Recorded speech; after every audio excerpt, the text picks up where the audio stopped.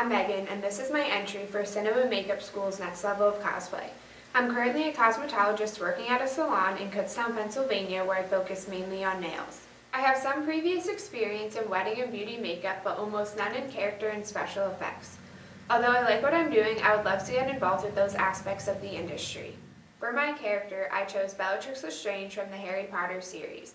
I chose her because I love the style of her character. I was excited to recreate her hair, nails, and makeup, as well as design my own dress to bring the character to life. I first started with her nails. I used the tip and overlay method to elongate the nail. Once I created the length, I filed them to a point. I polished the nails black and finished them with a matte top coat. I then buffed and scratched the finish in order to create a more disheveled and dirty look. Next, I began the makeup. I used a pale cream blending stick and setting powder for her foundation. I then contoured her face, focusing on the cheekbone to give them a more prominent appearance. For her eyes, I used a bruise wheel and dark shadows to create a sunken-in look.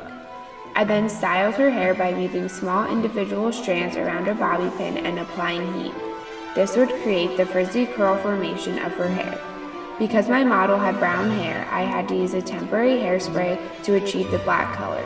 Also, due to the length and body of her hair, I added a hairpiece that I cut, colored, and styled to match.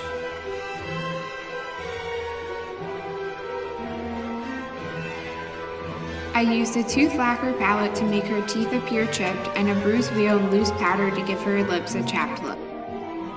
The dress was the hardest part due to my lack of experience in sewing. For the dress, I used fabric from other clothing that I cut and sewed together. For her sleeves, I cut a pair of tights. I attached them to the dress by threading the string through a series of holes I punched on the edges of both shoulder pieces. Once the costume was on, to finish the look, I contoured and highlighted her neck and chest to add detail and emphasis.